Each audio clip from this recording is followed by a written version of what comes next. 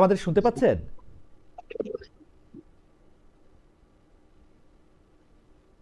আমরা শুনতে পাচ্ছি না আরেকটু। আচ্ছা, আমরা মামুন ভাই আমাদেরকে এতক্ষণ শুনতেছিলেন, এখন শুনতে পাচ্ছেন না। আমরা আপনি কি তাহলে হেডফোনটা, ইয়ারফোনটা কি ডিস্টার্ব করতেছে? আপনি কি সেটা একটু ট্রাই করে দেখবেন?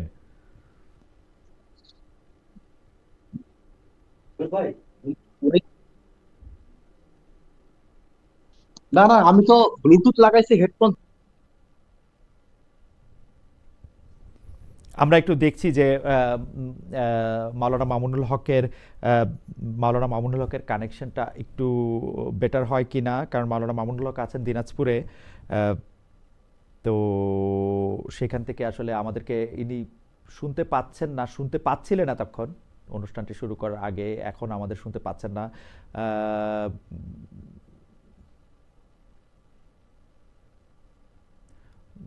দর্শক, আমরা একটু চেষ্টা করি উনাকে এটা দেখার জন্য, যে আমরা এর থেকে শুনতে পাই কিনা। আজকে যে বিশেষ ঘটনা ঘটেছে, সেই ঘটনার মধ্যে হচ্ছে যে আজকে জাতির উদ্দেশ্যে ভাষণ দিয়েছেন ডক্টর মোহাম্মদ ইউনূস। জাতির উদ্দেশ্যে ভাষণ দিয়ে তিনি নির্বাচনটি কিভাবে হবে এবং নির্বাচনটি কিভাবে পরিচালনা করা হবে সে ব্যাপারে তিনি একটু আভাস দিয়েছেন। গণভোট যে নির্বাচনের দিন হবে সেটি তিনি বলেছেন। গণভোটের প্রশ্ন তিনি রেখেছেন, যে গণভোটের প্রশ্নটি আসলে কীভাবে হ্যাঁ বা না এর মাধ্যমে দেয়া যাবে। সেক্ষেত্রে অবশ্য চারটি প্রশ্ন রাখা হয়েছে। সে চারটি প্রশ্নের ক্ষেত্রে, চারটি প্রশ্নের ক্ষেত্রে জনাব মামুনুল হক আমাদের সাথে এসছেন। জনাব মামুনুল হক, আপনি কি এখন আমাদেরকে শুনতে পাচ্ছেন?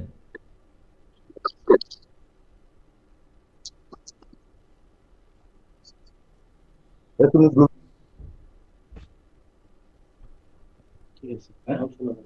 মামুন শোনা যাচ্ছে না তো এখন? মামুন হ্যাঁ, ভাই, মামুন ভাই আপনি শোনা কি যায় আবার। মামুন ভাই হ্যাঁ, আপনি কি আমাকে এখন শুনতে শুনছি। পাচ্ছেন? জি মামুন ভাই, আপনাকে আমাদের এই মুহূর্তে অনুষ্ঠানে, শুনতে পাচ্ছি। জি আপনাকে আমাদের অনুষ্ঠানে স্বাগত জানাই। আপনি আপনি দিনাজপুরে আছেন, তারপরও আপনার সময় করে আপনি আমাদের সাথে যুক্ত হয়েছেন, সেজন্য আমাদের শুভেচ্ছা এবং কৃতজ্ঞতা জানবেন। এবং দর্শকদের কাছে একটু ক্ষমা চেয়ে নিচ্ছে, আমাদের একটু কারিগরি ত্রুটির কারণে আমরা আসলে সময় মতো কানেক্টেড হতে পারি নাই। এবং আজকে আমাদের অনুষ্ঠানটি আমরা এখন রাত 10টায় করি বাংলাদেশ টাইম, কিন্তু আমরা একটু এগিয়ে নিয়ে এসেছি রাত 9টায়, কারণ জনাব মামুনুল হকের বিশেষ কাজও রয়েছে। জনাব মামুনুল হক, আপনার জন্য আমরা একটা ইন্ট্রো ঠিক করে রেখেছিলাম, কিন্তু কারিগরি কারণে সেই ইন্ট্রো এবং ভালো কথা অনেকগুলি আসলে বলা হয়নি। কিন্তু যেটা হচ্ছে যে জুলাই সনদ বাস্তবায়নের দাবিতে তিনি, জনাব মামুনুল হক এখনও সক্রিয়। খেলাফতে মজলিসের আমির এবং বাংলাদেশ হেফাজতে ইসলামী বাংলাদেশের যুগ্ম মহাসচিব জনাব মাওলানা মাহমুদ মামুনুল হক, আপনাকে এবার অফিসিয়ালি আবার একটু স্বাগত জানাই। প্রশ্নে যেতে চাই আপনার অনুমতি নিয়ে। জি, ধন্যবাদ। আমরা যেতে পারি, আলহামদুলিল্লাহ। জি যারা আমাদের সাথে যুক্ত আছেন, আমিও আমার পক্ষ থেকে সকলকে স্বাগত জানাচ্ছি। জি মামুন ভাই, আমরা আজকে জানি যে যে আমি আমি আমি আসলে যখন কারিগরি সংযোগটি প্রতিষ্ঠিত হতে চেষ্টা করছিল, তখন আমি বলছিলাম যে আজকে জাতির উদ্দেশ্যে প্রধান উপদেষ্টা ডক্টর মোহাম্মদ ইউনূস ভাষণ দিয়েছেন। সেখানে তিনি জানিয়েছেন জাতীয় সংসদ নির্বাচন ও গণভোট একই দিনে অনুষ্ঠিত হবে, কিন্তু আপনার স্পষ্ট দাবি ছিল গণভোট আগে হতে হবে, জুলাই সনদের সব বাস্তবায়ন করতে হবে, তারপর জাতীয় সংসদ নির্বাচন। এখন সরকারের সিদ্ধান্ত জাতীয় নির্বাচনের দিনই হবে যে গণভোট। এটা নিয়ে আপনার প্রতিক্রিয়া কি, জনাব মোহাম্মদ মামুনুল হক? যে ইতিমধ্যে আমি আমার এবং আমাদের দলীয় প্রাথমিক তাৎক্ষণিক প্রতিক্রিয়া আমরা ব্যক্ত করেছি। আমরা মনে করি যে জুলাই সনদের বাস্তবায়নের যে গণভোট, সেই গণভোটকে জাতীয় নির্বাচনের দিনে একই সাথে আয়োজনের ঘোষণা দিয়ে জাতিকে হতাশ করা হয়েছে। এবং আমরা মনে করি যে এতে গণভোটের যে তাৎপর্য, জুলাই সনদের যে গুরুত্ব, সেটা আহ, অর্জিত হবে না।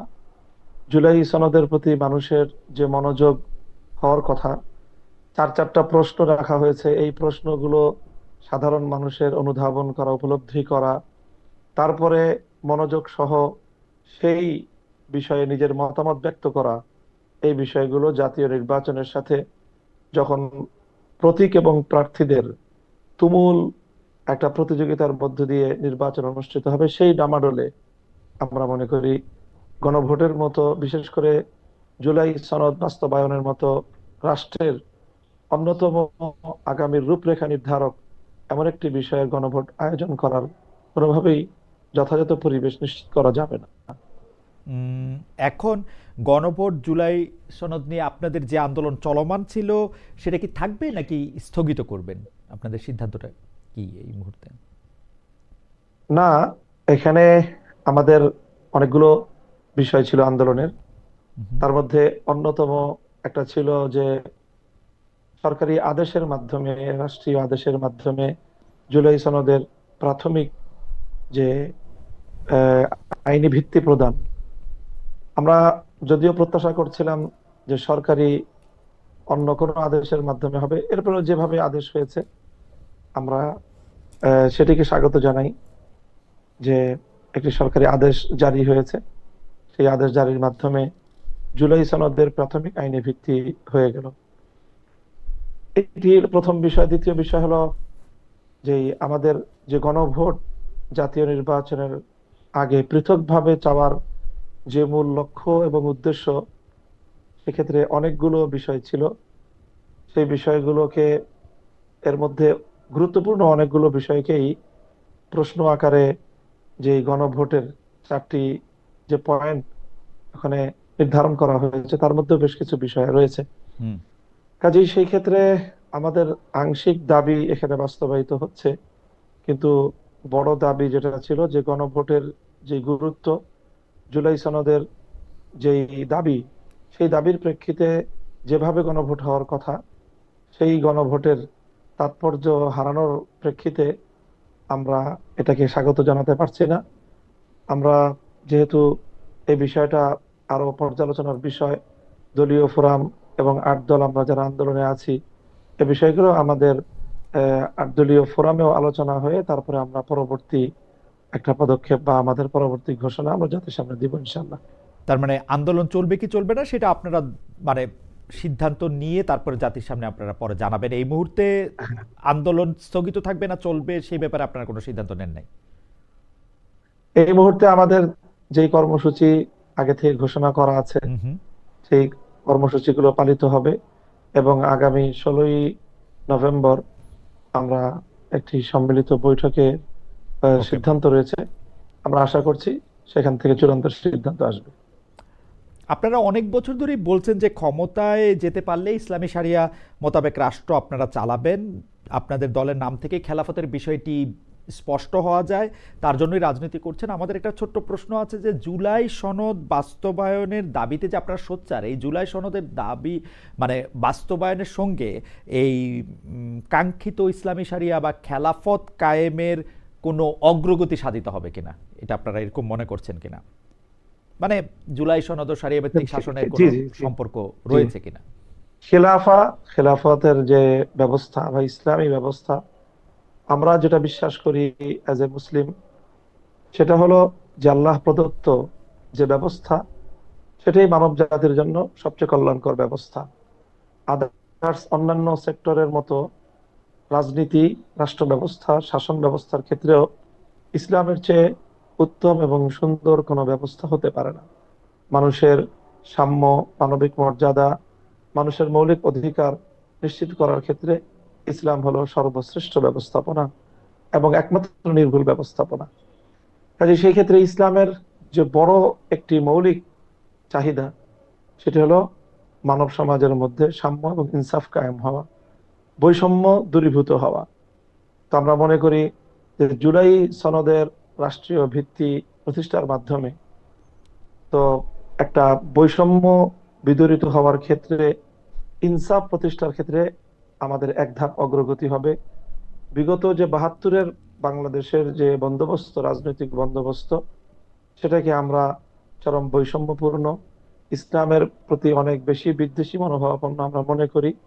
সেই জায়গাটা থেকে জুলাই সনদ অবশ্যই, যেহেতু এর মধ্যে অনেকটা ভারসাম্য আসবে, ইনসাফের, ন্যায়ের, ন্যায় এবং ইনসাফ মানেই হলো ইসলামের প্রতি এক ধাপ অগ্রগতি। ওকে, মাওলানা মামুনুল হক, আপনি এই শারিয়া ভিত্তিক শাসন ব্যবস্থার যে কথা বলছেন সেইটা আমি আগেও আপনাকে এই প্রশ্ন করেছিলাম, আবারও আপনাকে এই প্রশ্ন করতে চাই যে আপনারা যে শারিয়া শাসন চান সেই রকম কোনো শারিয়া শাসন এই মুহূর্তে পৃথিবীর কোনো জায়গায় আসলে চলছে কিনা? সৌদি আরব, ইরান, আফগানিস্তান, তুরস্ক বা মিশর, এই রকম মালয়েশিয়া, ইন্দোনেশিয়া, কোথাও এই মডেলটা চলছে কিনা? আপনারা কোন মডেলটা আসলে অনুসরণ করতে চান? আমিও আগে যেরকম জবাব দিয়েছিলাম, আমার সেই প্রশ্নের একই রকম জবাব, যে সৌদি আরব বা মিডিল ইস্টের যে দেশগুলো আছে, আরব সংযুক্ত আরব আমিরাত, কুয়েত, এই সকল দেশগুলোতে শরিয়ার একটা দিক তারা ফলো করে। বিচার ব্যবস্থা তারা শরিয়ার অনেকগুলো বিধিবিধান সেখানে কার্যকর রয়েছে। রাজনৈতিক যেই তার যে মডেল, সেটা খুব আংশিকভাবে ইরান কিছুটা ফলো করার চেষ্টা করে। ইরানের ধর্মীয় বিশ্বাসের দিক থেকে আমাদের সাথে যথেষ্ট মতপার্থক্যের জায়গা আছে। তুরস্ক, তারা যেই জায়গায় ছিল, একেবারেই সম্পূর্ণ ধর্মকে সিদ্ধান্তের মাধ্যমে রাষ্ট্র থেকে উৎখাত করা হয়েছিল, সেখান থেকে আবার তারা সেই খেলাফতে উসমানিয়ার দিকে ফিরে যাওয়ার পদক্ষেপ নিচ্ছে এবং চেষ্টা করছে বলে তাদের নানা আয়োজনের দ্বারা এটা প্রতীয়মান হয়।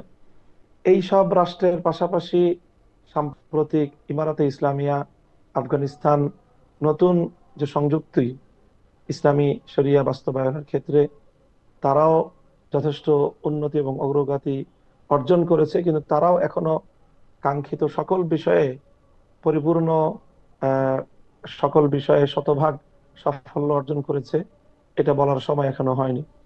কাজেই সেই বিবেচনায় বর্তমানে প্রচলিত বা পৃথিবীর কোন রাষ্ট্রকেই আমি নিরঙ্কুশ ভাবে আমার মডেল অথবা আমার অনুসরণীয় দৃষ্টান্ত হিসেবে আমি উপস্থাপন করব না, বরং আমরা খেলাফতে রাশেদার যে শাসন ব্যবস্থা কোরআন সুন্নাহ এবং ইতিহাস থেকে আমরা পাই, সেটাই হলো আমাদের মডেল।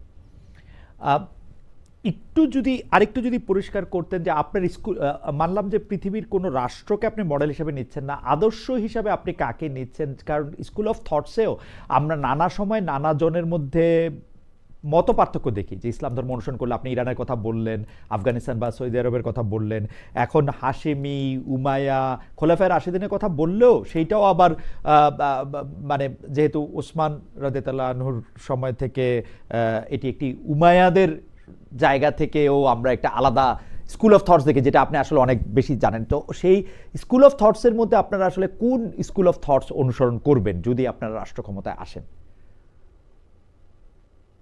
স্কুল অফ থটস বলতে আমাদের যে ফিকহের ক্ষেত্রে, মানে আমরা যে ফিকাহ মানি, ইসলামের ফিকাহ মানার ক্ষেত্রে স্কুল অফ থটস এর একটা পার্থক্য, সেটা শুধুমাত্র ইসলামী ফিকহের ক্ষেত্রে 4টা স্কুল অফ থটস আছে, এবং 4টার বাইরে আরেকটা স্কুল অফ থটস বর্তমান সময়ে বিশ্বজুড়েই জনপ্রিয়তাও আছে। সেটি হলো যেটাকে সালাফি একটি স্কুল অফ থটস আমরা বলতে পারি। এই 5টি স্কুল অফ থটস বর্তমানে পৃথিবীতে চলছে ফিকহের ক্ষেত্রে। আর যদি ইসলামী আকীদার বিশ্বাস সহ বলি, তাহলে মৌলিকভাবে 2টি পার্থক্য বা 2টি এখানে ভাগ, একটা হলো শিয়া আর একটা হলো সুন্নি। এই সুন্নির মধ্যে কিন্তু সমস্ত স্কুল অফ থটস গুলো একীভূত। তো আমরা সেই জায়গায় কোনোভাবেই শিয়া মডেলকে আমরা বিশ্বাস, চিন্তা, দর্শনের ক্ষেত্রে অনুসরণ করি না। আমরা সুন্নি থটসটাকে অনুসরণ করি, এবং রাষ্ট্রবিজ্ঞান ক্ষেত্রে, রাষ্ট্রবিজ্ঞান এবং রাজনীতির ক্ষেত্রে এই স্কুল অফ থটস গুলোর মধ্যে কোনো ভেদাভেদ নেই। এখানে সুন্নি যেই মতবাদ, যেটা কোরআন সুন্নাহ ভিত্তিক, সেটাকে আমরা আমাদের মডেল বলে এবং আমাদের স্কুল অফ থট হিসেবে আমরা অনুসরণ করি। কিন্তু মাওলানা মামুনুল হক, কতগুলি জিনিসের ক্ষেত্রে স্পষ্ট মানে মাযহাবগত একদম পার্থক্য রয়েছে। যেমন হানাফি মাযহাবের সাথে শাফি মাযহাবের আসলে শাস্তি, দণ্ড, বিধি, এগুলি নিয়ে কিন্তু আসলে পার্থক্য রয়েছে, যেটা আপনি আবারও বলি মানে মালিকি বা হাম্বলির মানে পার্থক্য রয়েছে। এই ক্ষেত্রে আপনি এটা আমি বলি, এই জায়গাটা আমি বলছি যে সেক্ষেত্রে আমি যেটা বললাম যে শাসন ব্যবস্থার মধ্যে শুধুমাত্র বিচার ব্যবস্থায় বিচারিক যেই বিষয়গুলো, আদালতের বিষয়গুলোতে মাযহাবগত কিছু মতভিন্নতা রয়েছে, হুম হুম এবং সেখানে পৃথিবীতে যেই শরিয়া আদালতগুলো বর্তমানে পরিচালিত হচ্ছে, পাকিস্তানের শরিয়া আদালতের এক ধরনের প্রচলন আছে। ইভেন আমাদের পার্শ্ববর্তী ভারতেও হুম যে আপনার ফ্যামিলি বা পারিবারিক আদালত হিসাবে যে আদালত আছে, সেই আদালতেও কিন্তু রাষ্ট্রীয়ভাবে সেটা সমর্থিত এবং রাষ্ট্রীয়ভাবে সেটা পরিচালিত। সেখানেও এক ধরনের স্কুল অফ থট অনুসরণের একটি বিষয় রয়েছে। তারপরে মিডিল ইস্টে যে শরিয়া আদালতগুলো আছে, হুম হুম সেগুলো একটা মাযহাবকে অনুসরণ করে।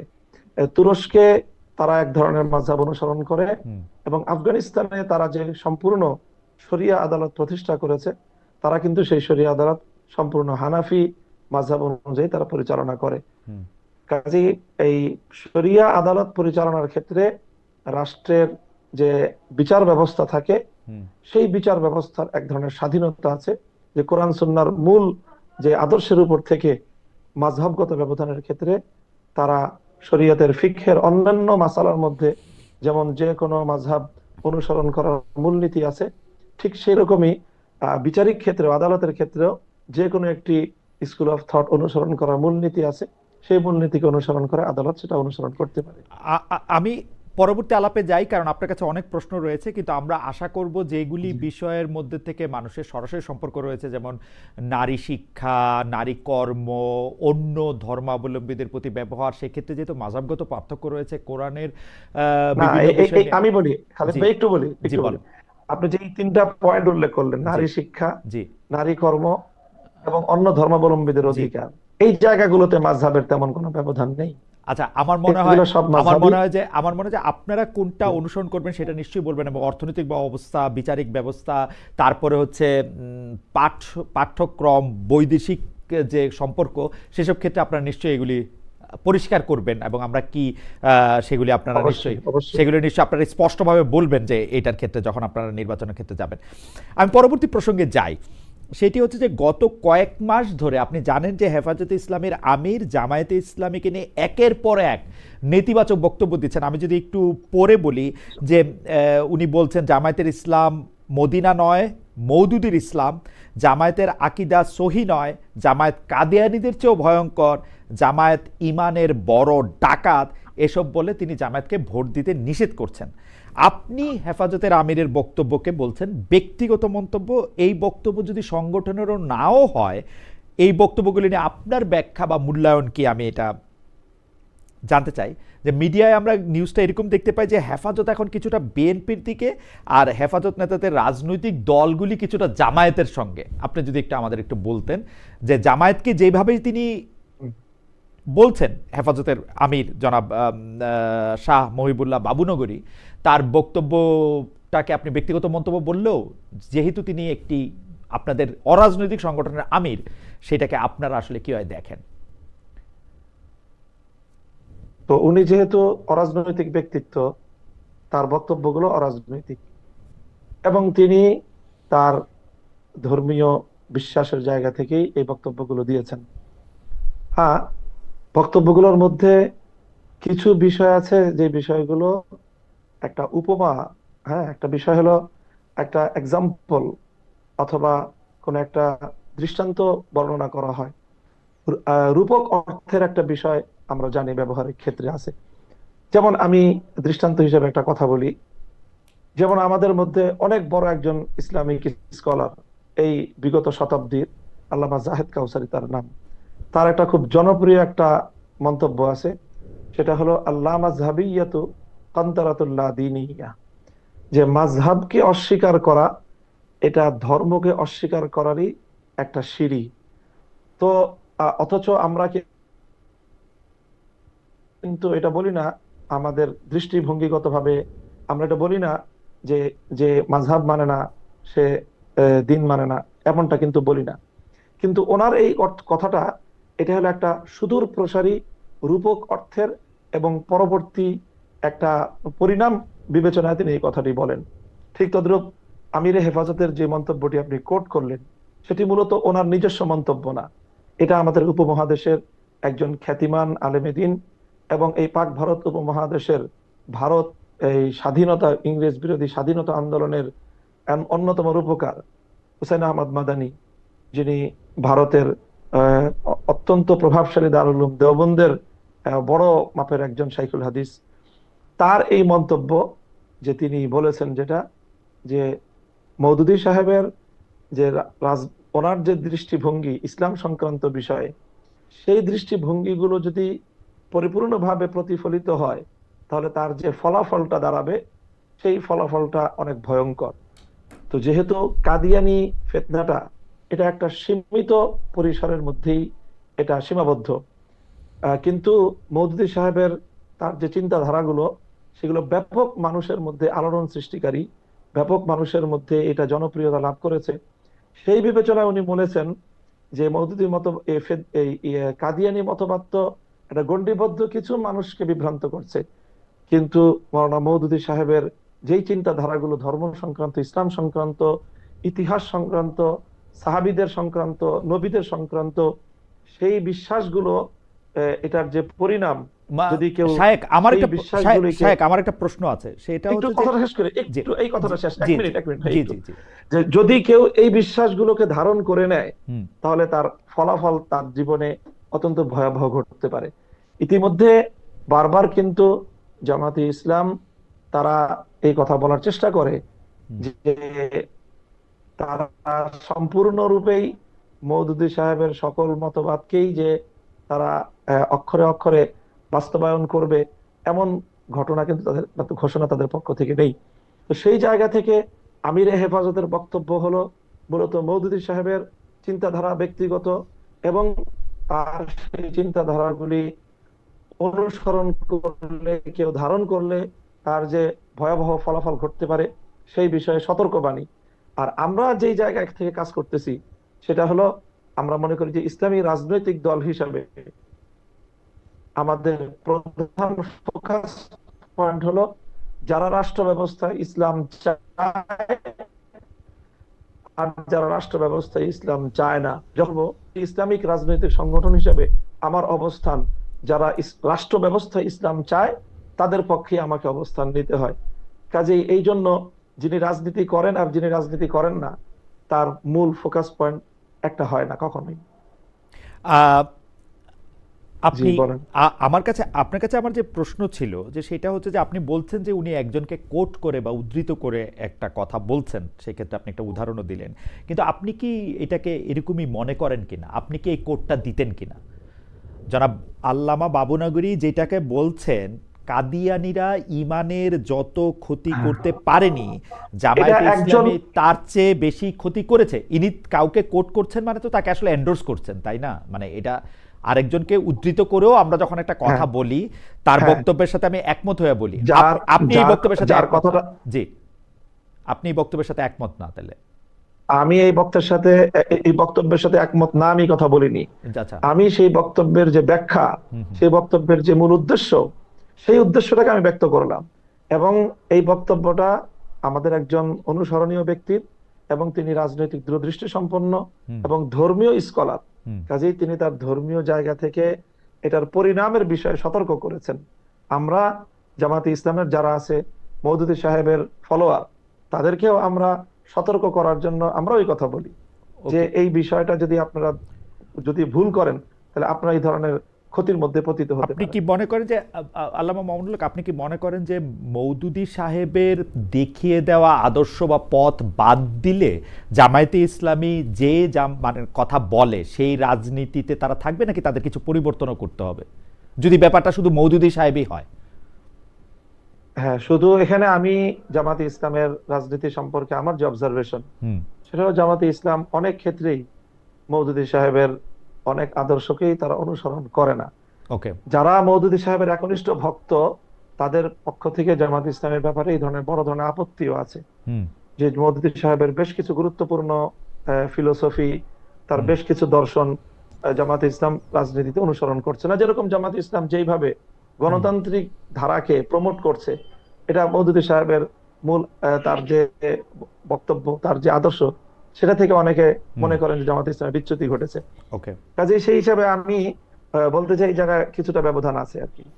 আপনি যেহেতু গণতন্ত্রের প্রশ্নটা তুললেন, সেহেতু আমি একটু জানতে চেয়ে রাখি যে আপনি মানে বা খেলাফতে মজলিস গণতন্ত্র প্রশ্নটাকে কিভাবে ডিল করে? আসলে গণতন্ত্র বলতে আমরা যে মডেলটা দেখি, জামায়াতে ইসলামীও যে ধরনের গণতন্ত্রের কথা বলে, খেলাফতে মজলিসের ক্ষেত্রে গণতন্ত্রের প্রশ্নের উত্তরটা কি আসলে? খেলাফতে মজলিসের চোখে গণতন্ত্রটা কেমন? হ্যাঁ, হ্যাঁ। আমরা আমরা আমরা গণতন্ত্রের আহ, মধ্যে তিনটা পার্ট করি। এই গণতন্ত্রের মধ্যে তিনটা পার্ট আছে। একটা পার্ট হলো বিশ্বাসের জায়গা, আর একটা পার্ট হলো অ্যাপ্লিকেশনের জায়গা। অ্যাপ্লিকেশনের জায়গার মধ্যেও আবার দুইটা পার্ট আছে। আমরা তো গণতন্ত্রের যে সবচেয়ে জনপ্রিয় ডেফিনিশন আব্রাহাম লিঙ্কনের দেয়া, government of the people, by the people, for the people, এটাই আমরা জানি। তো এই যে গভর্নমেন্ট অফ দ্য পিপল, এটা হলো বিশ্বাসের জায়গা গণতন্ত্রের। এই জায়গাটা ইসলামের সাথে শতভাগ সাংঘর্ষিক। ইসলাম কখনোই রাষ্ট্রের, জনগণের, কারোরই নিরঙ্কুশ সার্বভৌম ক্ষমতাকে স্বীকার করে না।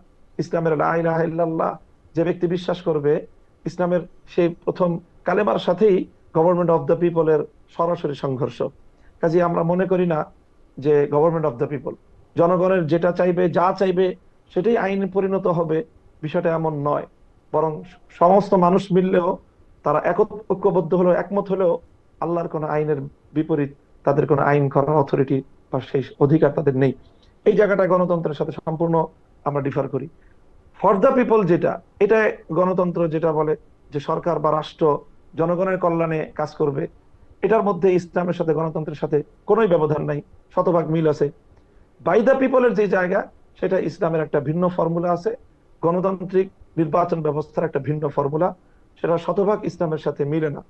তো আমরা শুধুমাত্র বাই দ্য পিপল, যে জনগণ, নির্বাচন যে পদ্ধতি গণতন্ত্রের, আমরা মন্দের ভালো হিসেবে গণতন্ত্রের নির্বাচন ব্যবস্থাটাকে আমরা অল্প সময়ের জন্য বা সাময়িক সময়ের জন্য বিকল্প ভালো কোনো ব্যবস্থা না থাকায় আমরা গণতান্ত্রিক নির্বাচন পদ্ধতিকে আমরা অনুসরণ বা সেটাকে আমরা প্রয়োগ করছি বা সেটাতে অংশগ্রহণ করছি, বিষয়টা এতটুকু। আপনার কি এই ক্ষেত্রে ইরানে যেটা চলে বা শিয়ারা যেটা দ্বাদশ ইমামীয় মতবাদের মধ্যে দিয়ে যারা এটা এগিয়ে আসছে, মানে স্টার্টিং ফ্রম আলী রাদিয়াল্লাহু আনহু, তারপরে হাসান হোসেন জয়নাল আবেদিন, মির্তকি মিন্নকি হয়ে তারপরে এটা হয়ে যে 12 ইমামীয় যে মতবাদ, যে ইমাম সাহেব তার একটা খেলাফত বা বায়াত দিয়ে যাবেন, আপনারা কি ওইটাতে আস্থা রাখতেছেন বা ওইরকম একটা কিছু না করবেন? না না, সেটাকে তো আমরা সঠিক মনে করি না। তাদের যে শিয়াদের যে ইমামতের যে বিশ্বাস, সেটা একদম আমাদের মৌলিক প্রিন্সিপালস গুলির সাথে সাংঘর্ষিক। সেটার সাথে আমাদের বিশ্বাস বা কর্মের কোনো সম্পর্ক নেই। তাহলে আপনারা কিভাবে করবেন এটা? আপনারা গণতন্ত্রকে মেনে নিচ্ছেন, মানে আপনারা গণতান্ত্রিকভাবে নির্বাচিত হয়ে খেলাফতের দিকে এগুলি কি মানে মডিফাই করব, মডিফাই আমরা মডিফাই করব, ধরা যাক, মানে নির্বাচন ব্যবস্থাটাকে মডিফাই করব। সেটা কিরকম হবে? ধরেন আপনি খলিফা নির্বাচিত হলেন, তাহলে আপনি কি বায়াতটা দিয়ে যাবেন আরেকজন খলিফাকে? সেটা না না না না না না, সেটা হবে কেন? সেটা কি আমরা যেটা করব সেটা হলো সর্বপ্রথম আমাদের যে শরিয়া ভিত্তিক নির্বাচন ব্যবস্থার যে ফর্মুলা, আমরা প্রথমে নির্বাচন কমিশনটাকে আমরা এখানে সংস্কার করব। নির্বাচন কমিশনের দায়িত্ব নির্ধারণ করব। নির্বাচন কমিশনের দায়িত্ব হবে ভোটার আইডি কার্ড প্রণয়ন করা। এখন যেটা দেয় ন্যাশনাল আইডি কার্ড, রাষ্ট্রের মধ্যে দুই ধরনের আইডি কার্ড থাকবে, একটা হবে এনআইডি আর একটা হবে ভিআইডি। ন্যাশনাল আইডি কার্ড রাষ্ট্রের সকল নাগরিকরা পাবে, ভোটার আইডি কার্ড রাষ্ট্রের সকল নাগরিকরা পাবে না। রাষ্ট্রের ভোটার আইডি কার্ড পাবে দুটো ক্রাইটেরিয়ার উপর ভিত্তি করে। একটা ক্রাইটেরিয়া হবে হলো যে একজন মানুষ যার মধ্যে এই সঠিক শাসক নির্বাচন করার মতো সেই দক্ষতা, সেই যোগ্যতা, সেই ধরনের ক্যাপাবিলিটি যার প্রমাণ হবে পরীক্ষার মাধ্যমে যে কোনো একটা, এটা হলো একটা ক্রাইটেরিয়া। মানে ক্রাইটেরিয়া হবে যার মধ্যে জি জি একটু যদি মানে আমাদের দর্শকদের উদ্দেশ্যে বা আমাদের জন্য যদি একটু ছোট ছোট করে বলেন, মানে একটা পরীক্ষার মাধ্যমে শাসক নির্বাচনে ভোট দেওয়ার ক্ষমতা আছে কিনা সেটা নির্বাচিত করা হবে, তাই তো? হ্যাঁ, একটা পরীক্ষার মাধ্যমে বলতে কোনো একটা ক্রাইটেরিয়া দেওয়া থাকবে, হয়তো শিক্ষাগত যোগ্যতার বিভিন্ন বিষয় এবং সার্টিফিকেশনের রাষ্ট্রীয় একটা আয়োজন থাকবে। সেই রাষ্ট্রীয় আয়োজনগুলির মাধ্যমে এখন যেমন একজন মানুষ ভোটার ন্যাশনাল আইডি কার্ড পায় কিভাবে? ন্যাশনাল আইডি কার্ড কিন্তু পাওয়ার জন্য তার স্থানীয় একটা প্রশাসনিক, তারপরে জনপ্রতিনিধি, যে স্থানীয় সরকারের একটা মিনিমাম সেখানে তার একটা লাগে, মানে সেখান থেকে সত্যায়ন লাগে, রাইট। ঠিক ওরকম কোন একটা আয়োজন থাকবে, ওরকম কোন একটা আয়োজন থাকবে যে সত্যায়নের মাধ্যমে, একটা যাচাই বাছাইয়ের মাধ্যমে একজন ভোটারের প্রথম ক্রাইটেরিয়া তাকে উত্তীর্ণ হতে হবে যে হ্যাঁ, তিনি একজন যোগ্য শাসক নির্বাচন বা যোগ্য শাসক বাছাই করার মতো তার মিনিমাম যোগ্যতা এবং দক্ষতা তার মধ্যে ওকে, আছে। এই এই এটাকে তার এই প্রমাণ এই করতে হবে। যোগ্যতাটা অর্জনের জন্য তাকে একটা বিশেষ শিক্ষায় শিক্ষিত হতে হবে, তাই তো? বা ধরেন না, না, ক্লাস না, 5 না, পর্যন্ত না, পাস করলো বা 10 পর্যন্ত না। পাস করলো, ওরকম কিছু? সেটা সেটা সময়ের হিসাবে, সময়ের প্রয়োজন হিসাবে এটাকে বাস্তবতার নিরিখে নির্বাচন করতে হবে যে শিক্ষাগত যোগ্যতাটা এখানে লাগবে কি লাগবে না, হুম, শিক্ষাগত যোগ্যতার বিষয়টা এখানে প্রয়োজন হবে কি হবে না, হুম, এটা ইসলাম নির্ধারণ করে দেয়নি।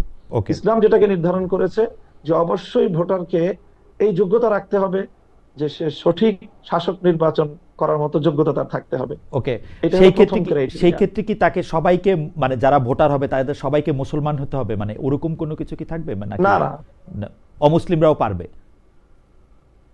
অমুসলিমরা যদি তাদের মধ্যে ওই ধরনের, তাদেরকে যদি রাষ্ট্র নির্বাচন করে বা ব্যবস্থা করে, সেটা রাষ্ট্রের সিদ্ধান্তের, নির্বাহী সিদ্ধান্তের বিষয় থাকবে। হুম, সেই সিদ্ধান্তের আলোকে যদি সেটা হয়, তাদেরকে তাদের একটা মতামত নেওয়ার যদি অবকাশ রাখা যায়, সেটা রাখার অপশন থাকবে।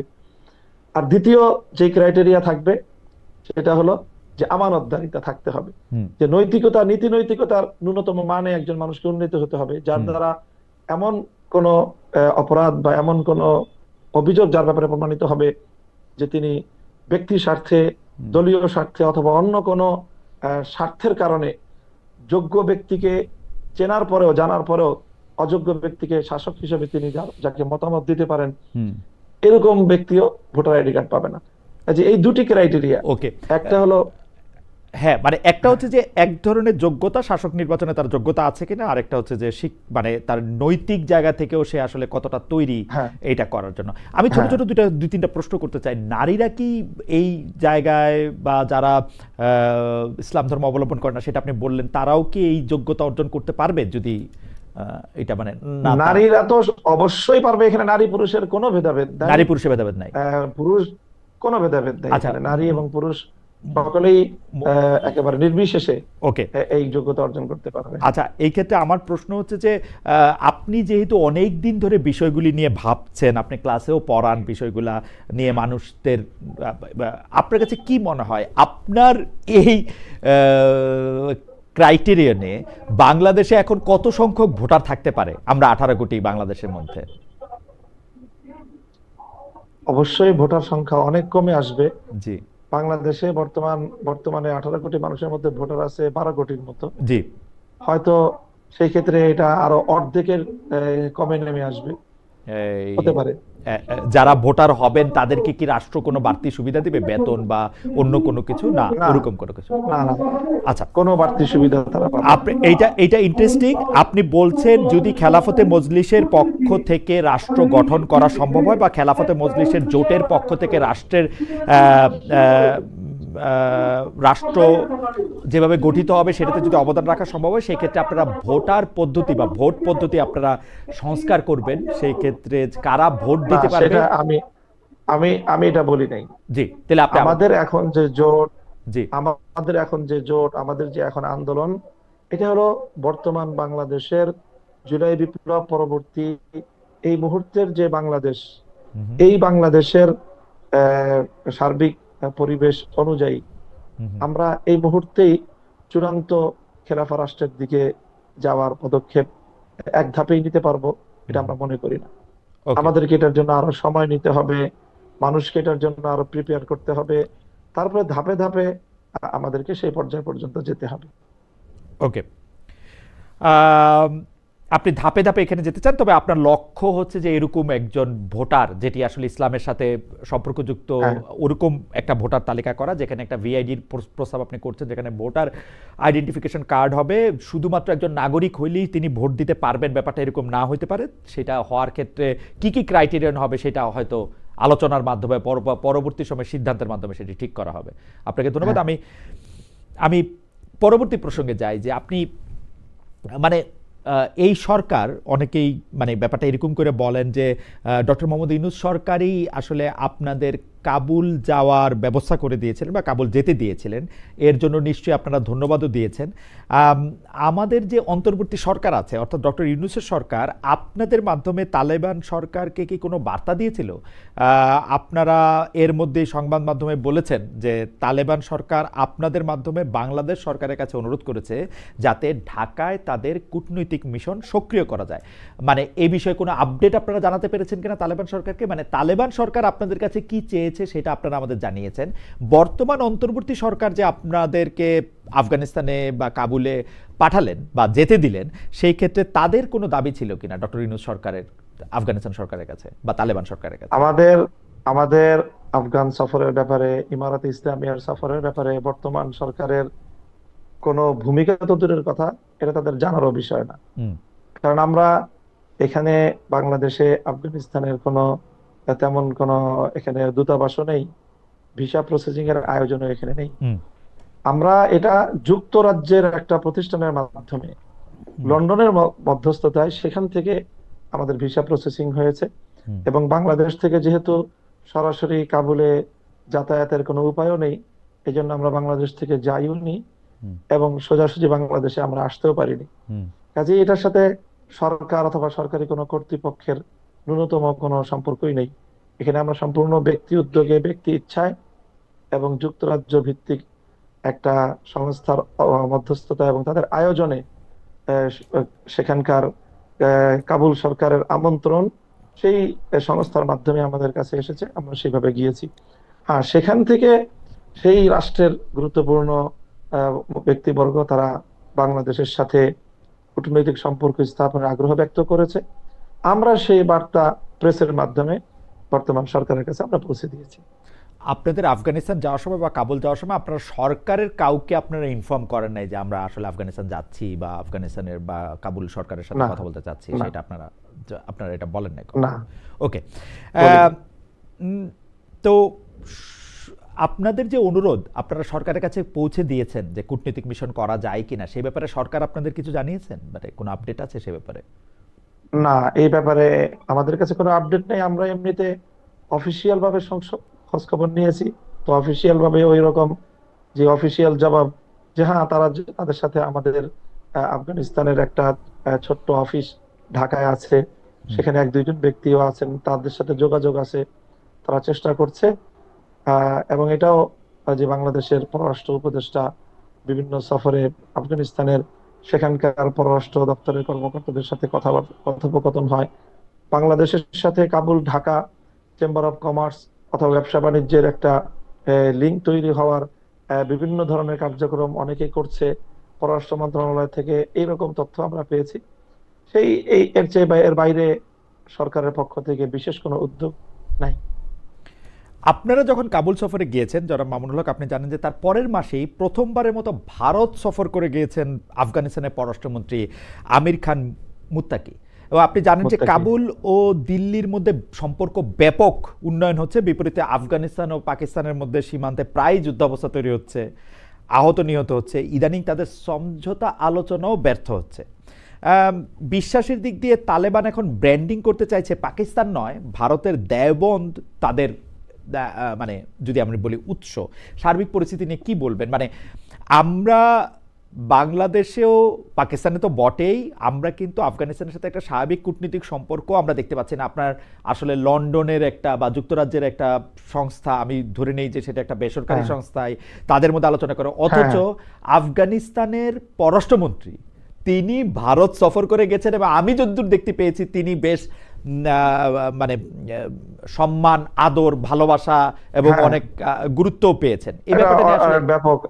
এই ব্যাপারটা নিয়ে আসলে এটা অবশ্যই আমার বাংলাদেশের দুর্বল পররাষ্ট্র ব্যবস্থা নীতির কথাই আমি বলবো যে ভারতের মতো রাষ্ট্র যেইভাবে তারা তাদের রাষ্ট্রীয় সিদ্ধান্ত রাষ্ট্রের স্বার্থের জায়গা থেকে তারা ইন্ডিপেন্ডেন্টলি নিতে পারে, আমাদের বাংলাদেশ সেই স্বাধীনভাবে আমাদের পররাষ্ট্র বিষয়ক সিদ্ধান্তগুলো তারা নিতে পারে না।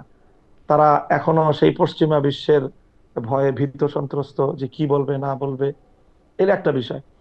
আর ভারত এবং পাকিস্তান প্রসঙ্গ যেটা আপনি বলেছেন, ভারতের দেওবন্দ প্রসঙ্গ আপনার যেটা বলেছেন, সেটা হলো যে দেখেন এইটার মধ্যে দেওবন্দ প্রসঙ্গের মধ্যে ভারত পাকিস্তানের সম্পর্ক না।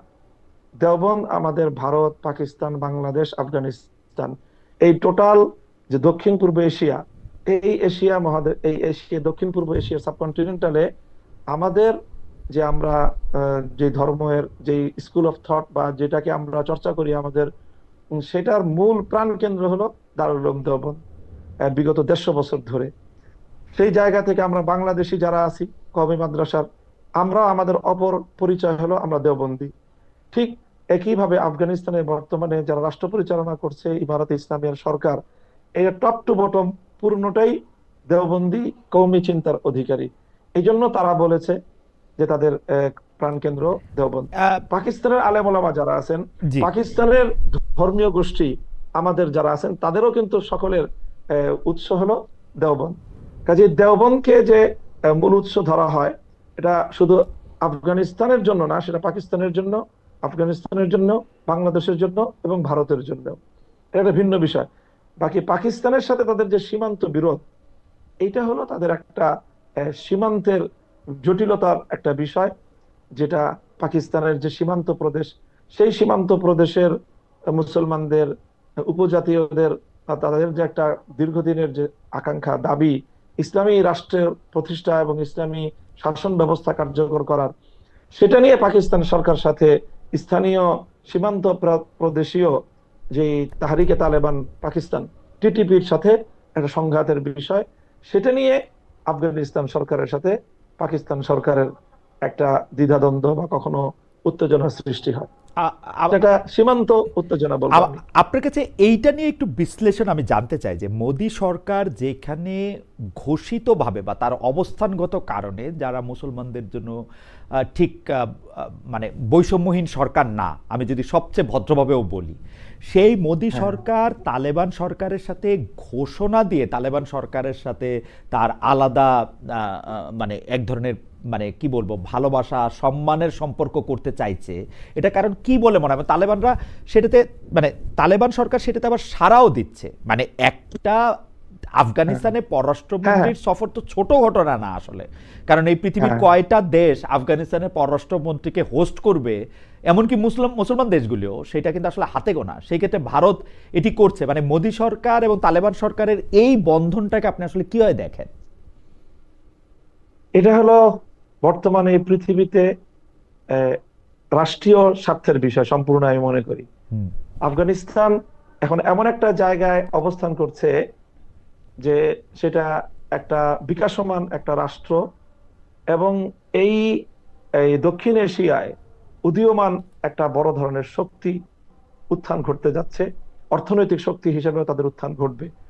তো এই জায়গায় আপনার ভারতের চিরপ্রতিদ্বন্দ্বী চীন কিন্তু আফগানিস্তানে নিজেকে এমন ভাবে তাদের সাথে সম্পৃক্ত করে ফেলেছে, আফগানিস্তানের বিশাল যে ভূখণ্ড 6.5 লক্ষ বর্গ কিলোমিটারের, বিপুল পরিমাণ সেখানে খনিজ সম্পদ, এবং নতুন একটা বিকাশমান একটা রাষ্ট্র হিসেবে সেখানে বিপুল অর্থনৈতিক ইনভলভমেন্টের যে সুযোগ, এই সুযোগটা একচেটিয়া চায়না নিচ্ছে। তো ভারত চায়নার প্রতিযোগিতায়, ভারত দেখছে যে সে যদি তার সেই হিন্দুত্ববাদ দিয়ে পড়ে থাকে, সে চায়নার প্রতিযোগিতায় এতটাই পিছিয়ে পড়বে যে সে এখানে উপমহাদেশে তার নেতৃত্ব এবং তার অর্থনৈতিক স্বার্থ সে ধরে রাখতে পারবে না। আমি মনে করি এটা উপমহাদেশীয় আঞ্চলিক যে আধিপত্যের স্বার্থ, অর্থনৈতিক স্বার্থ এবং ভারত চায়নার যে দ্বৈরথ, সেই স্বার্থের ভিত্তিতেই ভারত এটা করেছে। আর তালেবান বা ইমারত যেটা করেছে, সেটা হলো তাদের এখন এই মুহূর্তের প্রয়োজন হলো পৃথিবীতে যে কোনো রাষ্ট্রের সাথে তাদের যে একটা স্বাভাবিক যে তাদের কূটনৈতিক এবং বাণিজ্যিক সম্পর্ক, সেটা ভারত, আমেরিকা, রাশিয়া, চায়না যেই তাকে তাদেরকে অ্যাক্সেস দিবে, তার সাথেই তারা অগ্রসর হয়ে গিয়ে এই বন্ধুত্বের হাত তারা বাড়িয়ে দিবে। তাদের পলিসি। যারা মামুনুল হক, এখন যদি এরকম হয় যে মোদী সরকার মানে আফগানিস্তানের থেকে তো অর্থনৈতিকভাবে বাংলাদেশের সাথে সম্পর্ক উন্নয়ন বা বাংলাদেশের সাথে স্বাভাবিক বাণিজ্যের যে বিগ ব্রাদার রোলটা ভারত এতদিন প্লে করে আসছে, সেইটা তো ভারতের জন্য খুব গুরুত্বপূর্ণ। এখন ভারত যদি চায় যে এই অঞ্চলে আপনি যেটা চায়নার কথা বললেন ব্যালেন্সটা আনার জন্য, ভারত যদি চায় জামাতে ইসলাম এবং হেফাজতে ইসলামের সমন্বয়ে বা খেলাফতে মজলিসের নেতৃত্বে বাংলাদেশেও একটা সরকার আসুক যেটা তালেবান সরকারের মতো, তো সেই ক্ষেত্রে কি আপনারা ভারতের এই প্রস্তাব বা ভারতের এই সাহায্য লুফে নেবেন? অনেকে আবার বলতেছেন যে ভারত এরকম চাচ্ছে এরকম একটা সরকার বাংলাদেশে হোক। আপনার কাছে কি মনে হয় যে যদি আমরা আমরা স্বাভাবিকভাবেই, ভারত আমাদের সবচেয়ে ঘনিষ্ঠ প্রতিবেশী রাষ্ট্র। বাংলাদেশের অলমোস্ট 80 থেকে 90% এলাকাই ভারতের সাথে সীমান্ত লাগোয়া। আমরা কখনোই ভারতের সাথে বৈরিতা চাইতে পারি না। তো ভারত যদি আমাদের সাথে বিগ ব্রাদার স্বরূপ আচরণ পরিহার করে, আমাদের উপর এই আগ্রাসনী মনোভাব যদি তারা পরিহার করে, বন্ধুত্ব সুলভ আচরণ যদি তারা সাম্যের ভিত্তিতে গড়ে তুলতে চায়, এবং সেটা আমি মনে করি অবশ্যই ইসলাম যেহেতু সর্বক্ষেত্রেই ভারসাম্যপূর্ণ, ইসলামী ব্যবস্থা যেহেতু সবচেয়ে বেশি সাম্যের ইনসাফপূর্ণ, এই জন্য ভারত যদি এটা রিয়েলাইজ করে যে আসলে বাংলাদেশে ইসলামী শাসন ব্যবস্থা প্রতিষ্ঠা হলে বাংলাদেশের সাথে তাদের ন্যায় ভিত্তিক সম্পর্ক প্রতিষ্ঠার ক্ষেত্রে সহায়ক হবে, সেটা যদি তারা এই শুভবুদ্ধি যদি তাদের মধ্যে হয়, আমরা তাদেরকে ওয়েলকাম জানাবো। আমার মনে হয় যে যেই মানে যে ভূরাজনীতির কথা আপনি আসলে বললেন চীনের বাস্তবতায়, পাকিস্তানের বাস্তবতায় এবং অন্যান্য জায়গায়, সেক্ষেত্রে ভারত হয়তো আপনাদের এই প্রস্তাব আপনাদেরকে দিতেই পারে যে বাংলাদেশে এরকম একটা সরকার হলে তাদেরও হয়তো সুবিধা আছে। যাই হোক, সেটা আপনার কথায় পরিষ্কার, যদি ভারতের জায়গা থেকে এই শর্ত পরিবর্তন করে তাহলে আপনাদেরও কোনো বাধা আসলে নাই ভারতের সাথে আলাদা করে আলাপ চালিয়ে যাওয়ার। স্বাভাবিকভাবে আমাদের কারোর সাথে স্থায়ী সম্পর্ক, বন্ধুত্ব বা শত্রুতার স্থায়ী সম্পর্ক নেই। ওকে, আপনি স্থায়ী বন্ধুত্ব বা শত্রুতার কথা বলছেন। আমি আবার একটু পাকিস্তানে যাই। পাকিস্তানে যে নিষিদ্ধ ঘোষিত সংগঠন যেটা কথা আপনি বললেন, তেহরিকি তালিবান বা টিটিপি, সেই টিটিপি প্রতিরোধ পাকিস্তান সামরিক বাহিনীকে অনেক সময় দিতে হচ্ছে। সেখানে এক ধরনের গৃহযুদ্ধের পরিস্থিতিও দেখা যাচ্ছে। এতে পাকিস্তানি সেনাদের হাতে নিহত টিটিপি সদস্যদের মধ্যে কয়েকজন বাংলাদেশিও পাওয়া গেছে।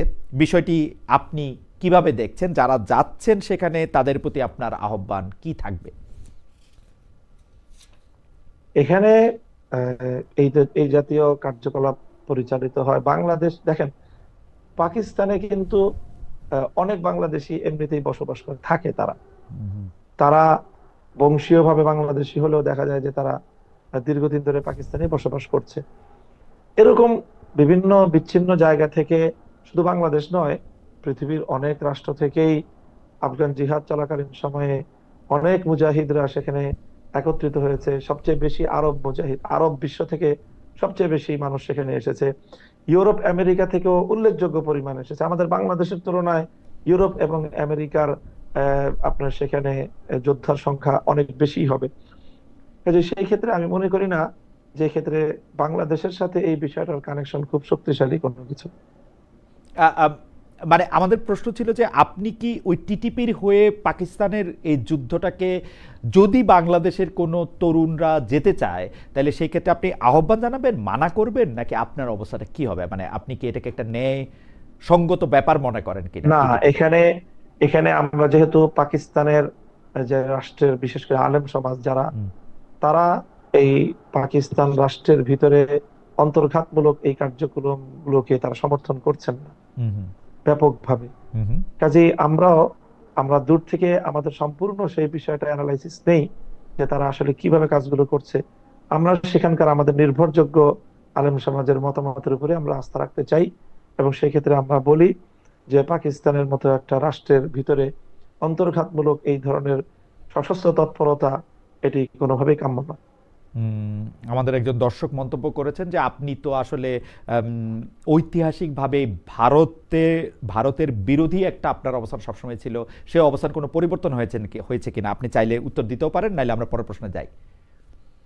না, আমাদের সেই অবস্থায় কোনো পরিবর্তন হয় নাই। যতদিন ভারত আমাদের প্রতি, ইসলামের প্রতি তার এই বিমতা সুলভ আচরণ বন্ধ না করবে, ততদিন পর্যন্ত ভারত বিরোধী আমাদের এই মনোভাব এবং অবস্থান অব্যাহত থাকবে। আপনার কাছে এই প্রশ্নে আবার একটু মনে হয় যে আপনার কাছে কি এরকম মনে হয় কিনা যে ভারত একটা পিক অ্যান্ড চুজ করে, যেমন মানে এই মুহূর্তে আফগানিস্তানের চেয়ে বড় ইসলামিক শরিয়া মানা দেশ তো আসলে নাই, যেই কারণে অনেক দেশই তো তাদের সাথে তাদের একটা ভালো সম্পর্ক থাকবে, পাকিস্তানের সাথে থাকবে না, বাংলাদেশের সাথে অন্যরকম হবে, সেটা কি মনে হয় আপনার? এবং আপনি আবার এটাও বলছেন যে তারা যদি মনে করে ভূরাজনীতির ক্ষেত্রে তারা বাংলাদেশকে পাশে পেতে হলে তারা এই রকম একটা শাসন দরকার, সেক্ষেত্রে আপনারাও খুব আপত্তি করবে না। এটা ভারতের এই অবস্থানটাকে আপনি আসলে কিভাবে দেখেন, যে মানে at the end of the day ভারতের জন্য কি শুধু আসলে রাজনীতিটাই মুখ্য, এসব হিন্দু মুসলমান এগুলি আসলে কোনো বড় ব্যাপার না? হ্যাঁ, হ্যাঁ, আমি এটাই মনে করি যে মোদির রাজনীতিও এটাই, সেই হিন্দুত্ববাদকে উস্কে দিয়ে যে কংগ্রেসের ভারতে যে একটি ঐতিহ্যবাহী একটি শান্তিপ্রিয় এবং কি বলে অংশগ্রহণমূলক যে রাজনীতি, সেটার বিপরীতে হিন্দুত্ববাদকে উস্কে দিয়ে এই বিজেপির যে উত্থান, তারা তাদের ইন্টারনাল ভারতে তারা সেই রাজনীতিটা করে, এক্সটার্নাল তাদের যে পলিসি এটা সম্পূর্ণ ভিন্ন। ওকে, সেখানে তারা ওই ওই বিবেচনা তারা করছেন। স্পষ্ট আপনার কথা। কাবুল থেকে ফিরে এসে আপনি প্রথম আলোতে একটি সাক্ষাৎকার দিয়েছিলেন, সেখানে আপনি বলেছেন যে তালেবান সরকার যে নারী শিক্ষার পথ রুদ্ধ করে রেখেছে সেটা আপনার পছন্দ হয়নি। আপনি নারী শিক্ষা, নারীদের কেরিয়ার, চাকরি বাকরি, ব্যবসা বাণিজ্য এসব নিয়ে আপনার দলের ইশতেহার বা অবস্থানটা আমাদের জানাবেন কিনা? বাংলাদেশ জামায়াত ইসলামের আমির সম্প্রতি নারীরা কম কাজ করার ক্ষেত্রে নারীদের 5 ঘন্টা কাজ করলেই পারিশ্রমিক পুরো দেওয়া হবে এটি বলেছেন। এই বক্তব্য নিয়ে আসলে কি বলবেন? যে মনে হচ্ছে জামায়াত ইসলামী একটা অবস্থান নিচ্ছে যাতে নারীরা কম কাজ করে তুলনায়, কারণ 5 ঘন্টা কাজ করলে তো আসলে কারো পক্ষেই, কোনো কোম্পানির পক্ষেই আসলে তাকে নেওয়া খুব লাভজনক হবে না। আপনার অবস্থানটা কি যদি আমরা একটু বলতেন? হ্যাঁ, এখানে এখানে বক্তব্যের দুটো দিক আছে। এই 5 ঘন্টায় তাদেরকে পূর্ণ বেতন দেওয়ার যে বিষয়, এখানে নারীর জন্য লাভবান হওয়ার আবার ক্ষতিগ্রস্ত হওয়ার দুটি কিন্তু দিক আপনার বক্তব্যেই চলে আসলো এবং আছে বিষয়টা, এবং এটা রিয়েল।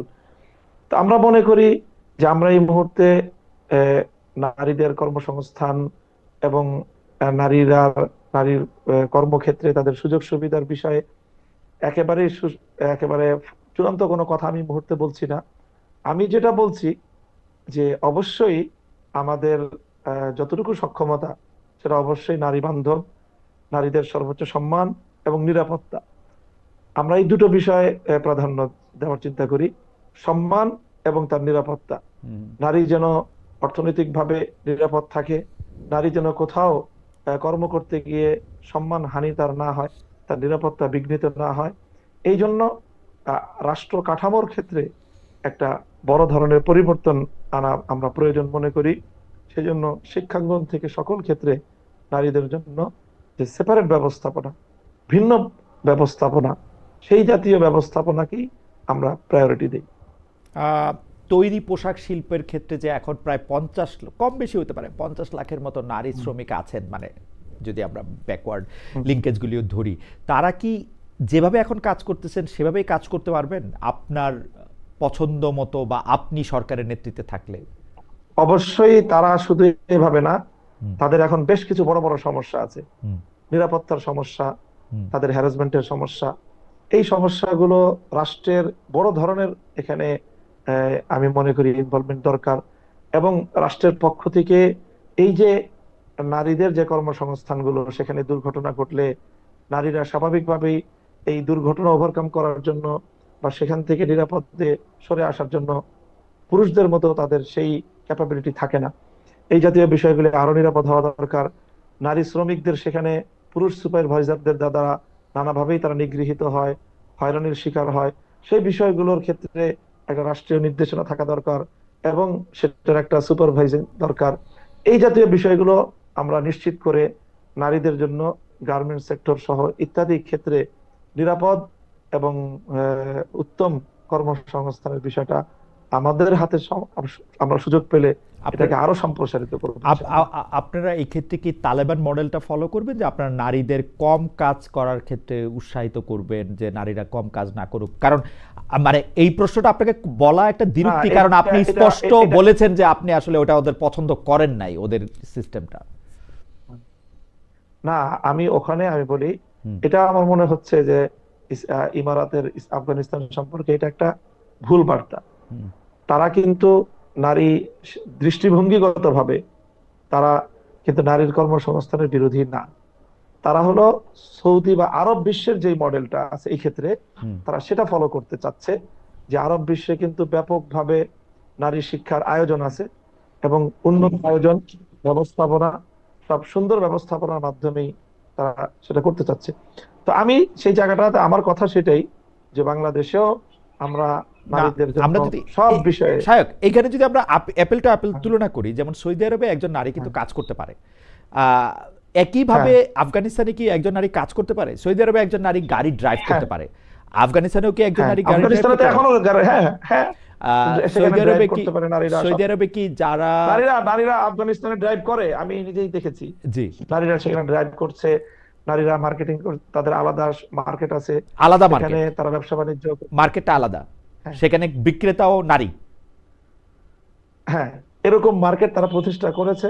আবার কমন মার্কেটেও নারীদের কেনাকাটা সবকিছুই স্বাভাবিক। মানে একটা আরব বিশ্ব বলতে আমরা যদি এখন সৌদি আরব বা মিশর বা আম, তিন জায়গা থেকে যদি আমরা উদাহরণ নেই, ইরানে একটা হ্যাঁ, নারীর যেরকম অধিকার, আফগানিস্তানেও নারীদের সেরকমই অধিকার আছে। হ্যাঁ, আচ্ছা। অধিকারটা ঠিকই আছে, হুম। শুধু শিক্ষার ক্ষেত্রে তারা এখনো পর্যন্ত কোনো ভালো সন্তোষজনক ব্যবস্থা তারা করতে পারেনি। মানে শিক্ষাটার ক্ষেত্রে তারা নারী শিক্ষার বিপক্ষে বা আহ, না, না, দৃষ্টিভঙ্গিগতভাবে বিপক্ষে না, হুম, তারা আন্ডার প্রসেসিং। তারা নারীদের জন্য যেই ধরনের শিক্ষা ব্যবস্থা, শিক্ষার আয়োজন তারা নারীদের চায় জন্য মানে কি সেটা তাদের। আলাদা শিক্ষা ব্যবস্থা, ধরেন মানে পুরুষ আর হ্যাঁ, নারীর শিক্ষা ব্যবস্থাটা হ্যাঁ, আলাদা, হ্যাঁ, মানে আলাদা। মানে কাঠামোগতভাবেও আলাদা, আবার বিষয়বস্তুগত ক্ষেত্রেও আলাদা, যেমন নারীরা আসলে না, বিষয়বস্তুগত ভাবে আলাদা না, মানে নারীরা কাঠামোগত আলাদা। শুধু কাঠামোগত আলাদা। শিক্ষা প্রতিষ্ঠান আলাদা থাকবে, সবকিছু পড়াশোনা করবে নারীরা। ওকে, কিন্তু সেটা এখনো এটাই তারা তাদের কাছ থেকে আমরা সেটা এখনো তারা শুরু করে নাই। হ্যাঁ, ওটা ওটা শুরু তারা বাস্তবায়ন করতে পারেনি। ওকে, সরকারি প্রাথমিক স্কুলে সঙ্গীত ও শারীরিক শিক্ষা বিষয়ে শিক্ষক নিয়োগের সিদ্ধান্ত নেয়ার পরে আবার বলা যায় আপনাদের আপত্তি, আপনাদের হুঁশিয়ারের মুখে সরকার এই নিয়োগ উদ্যোগ বাতিল করেছে। এখন সঙ্গীত চর্চা, সঙ্গীত শিক্ষা নিয়ে কিন্তু আসলে ইসলামের স্কুলগুলিতে আমরা আমরা তো আর এত ইসলাম জানি না, আপনাদের মুখেই শুনি যে এক একজন এক এক রকম কথা বলছেন। আপনাদের নেতিবাচক অবস্থানের কারণ কি? আপনারা ক্ষমতায় গেলে সঙ্গীত চর্চা, সঙ্গীতের অনুষ্ঠান নিয়ে আপনাদের অবস্থান কি হবে? কেন আমি এই কথা বলছি? কারণ আমি কিন্তু সৌদি আরবে কনসার্ট হতে দেখছি, আরব বিভিন্ন শিল্পীদের দুনিয়া মাতাতে দেখছি। আমি কিন্তু দেখছি যে অনেকে আবার এই কথাও বলছেন, মানে কোরআন হাদিস উদ্ধৃত করেই বলছেন যে আসলে সঙ্গীতের সাথে সরাসরি ইসলামের বিরোধ নাই, অশ্লীলতার সাথে আসে, সেটা সঙ্গীতের সাথে এই বিরোধটা না।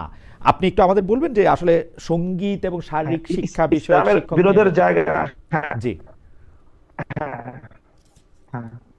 শারীরিক শিক্ষা বিষয়ে শিক্ষক নিয়োগের বিষয়ে আমাদের এখানে কোনো কনসার্ন নাই, হুম, আমাদের কোনো দ্বিমতের কোনো জায়গা নেই। শারীরিক শিক্ষা যেটা পিটি করানো এই জাতীয়, এটা তো আমরা কোনোভাবেই এটা বিপক্ষে না।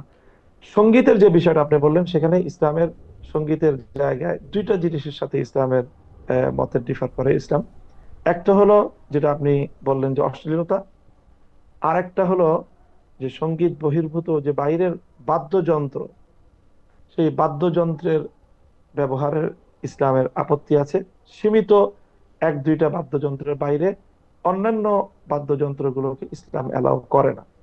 এছাড়া ওই সেই বাদ্যযন্ত্রগুলো বাদে যদি শুধু আহ, গান হয়, সেই গান যেটা আমরাও গাই, আমাদের ছেলেরাও গায়, ব্যাপক আমাদের অনেক শিল্পী গোষ্ঠী আছে তারা গাচ্ছে, সেটার সাথে আমাদের তো মত পার্থক্যের কোনো জায়গা নেই।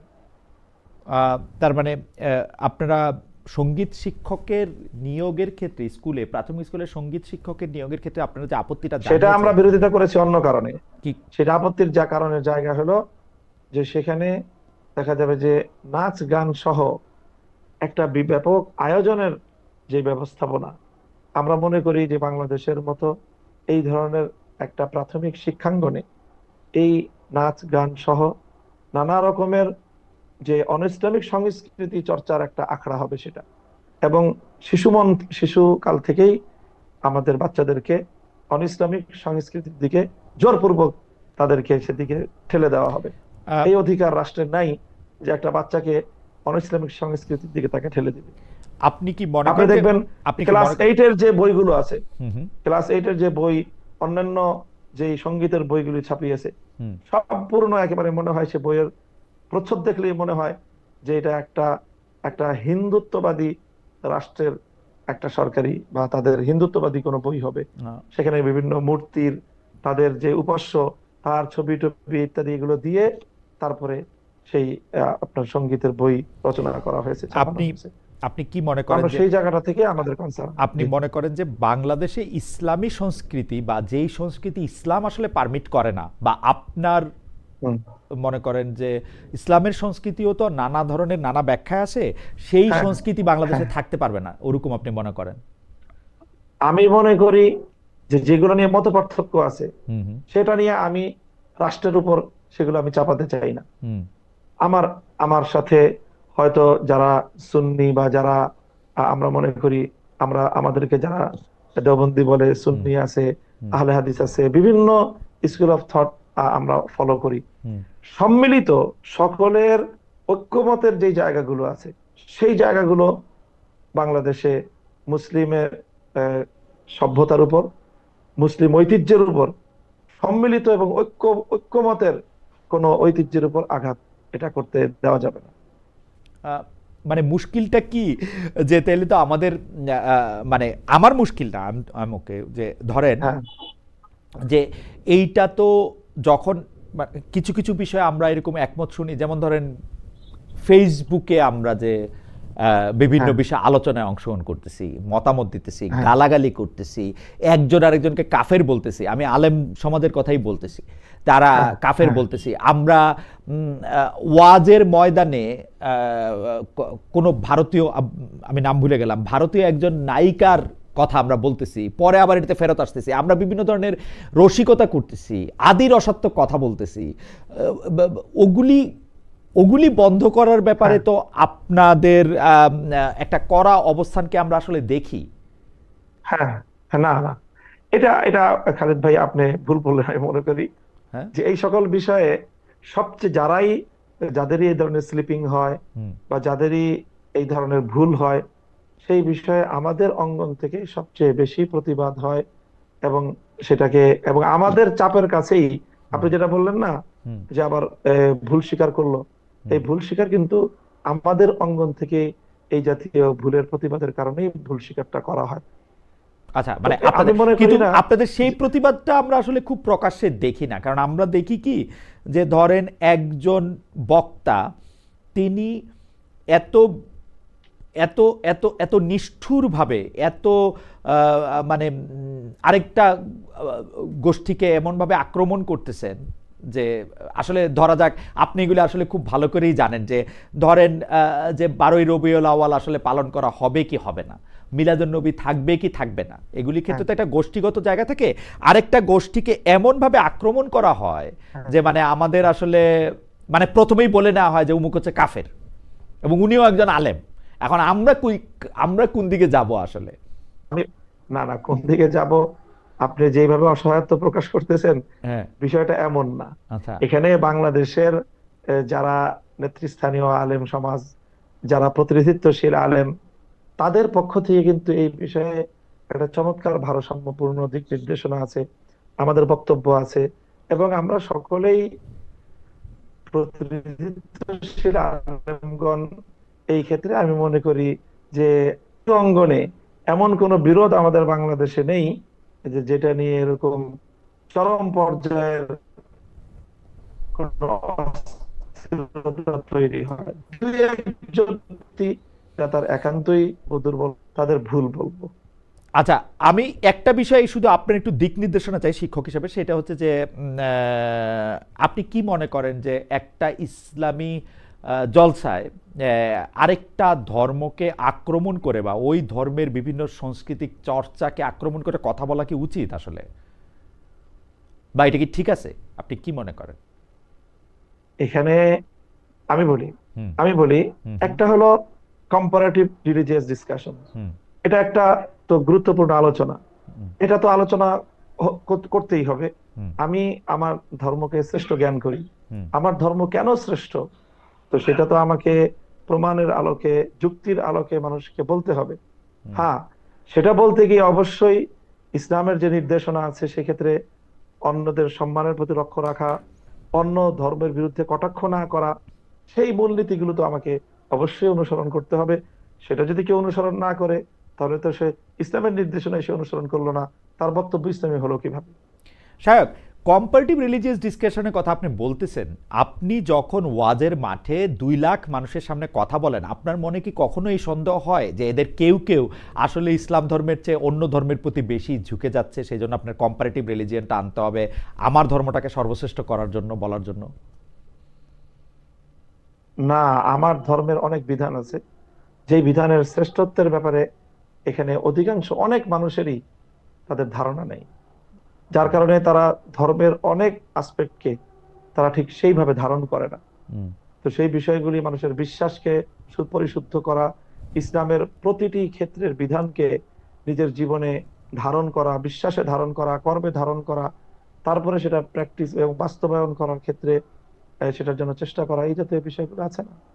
সেই জন্য কি আরেকটা ধর্মকে ছোট করাটা দরকার? মানে আমরা না না, আমরা ছোট, আপনি ওটা, আমি তো গা- ওটাকে আগেই, আমি তো সেটাকে ই- আগেই করে আসলাম, বলে আসলাম যে কোন ধর্মকে ছোট করার প্রশ্ন এখানে নাই। গালাগালি পর্যন্ত করা তুলনামূলক হয়, বিশ্লেষণ গালাগালি করলেই, পর্যন্ত করা হ্যাঁ, হয়। এগুলো এগুলো তো গালাগালি করাটা, এটা একজন ব্যক্তির অসৌজন্যতা। হুম, গালাগালি করাটা, কাউকে কটাক্ষ করাটা, এটা ইসলামের নির্দেশনার বাইরে কেউ করলো, হুম, সেটার দায় তার নিজের।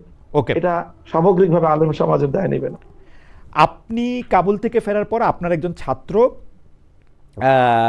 আপনাকে আহ, কিছু প্রশ্ন করেছেন। আমি আপনার ছাত্রের কথা আপনাকে বলি। আপনাকে শিক্ষক সম্বোধন করে তিনি বলছেন, আফগানে, মানে আপনি কাবুল থেকে ফেরার পরে তিনি বলছেন, আফগানে ভিন্ন মতের কোনো জায়গা নেই, বাংলাদেশের শারিয়াতে ভিন্ন মত কি জায়গা পাবে?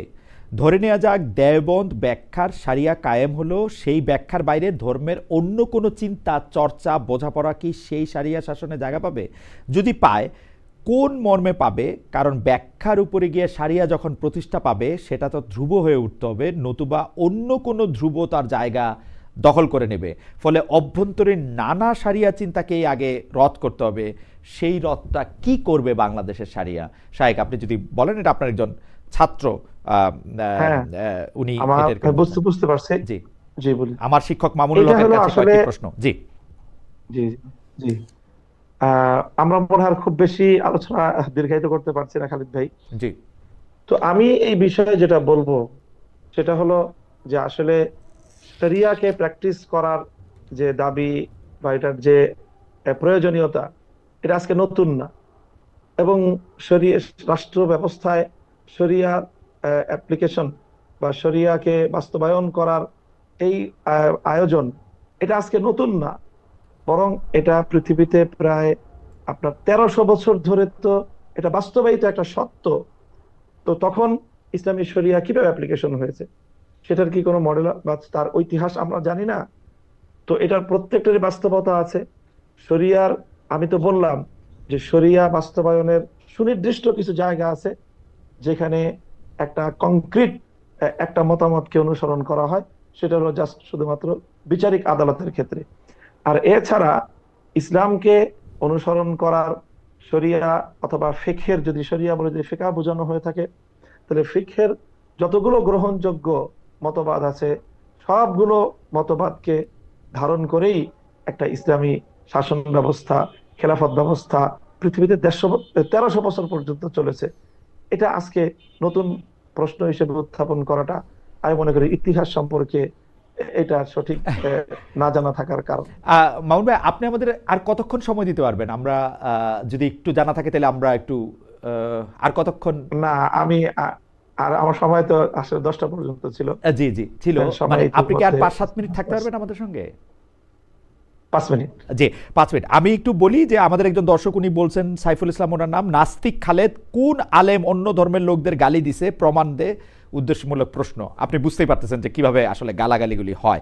যাই হোক, আমি এটা নিয়ে কথা বাড়াতে চাই না। আমি আপনার কাছে প্রশ্ন যেটি করতে চাই যে জামাতে ইসলামী সহ আপনারা নির্বাচনী জোটের উদ্যোগ নিয়েছিলেন, এখন আমরা শুনছি জোটের বদলে আপনারা প্রার্থীভিত্তিক সমঝোতা করবেন। এদিকে জামাতে ইসলামী কিন্তু মোটামুটিভাবে 300 আসনে নিজেদের প্রার্থী নির্ধারণ করে রেখেছে। এইটার ক্ষেত্রে আপনারা আসলে প্রার্থীভিত্তিক সমঝোতাটা কিভাবে করবেন? জামাতের সাথে জোট গঠন করার উদ্যোগ আমরা কখনোই নেই, বরং আমরা বাংলাদেশ খেলাফত মজলিসের পক্ষ থেকে ইতিমধ্যে 268টা আসনে আমরা আমাদের প্রার্থী তালিকা চূড়ান্ত করেছি।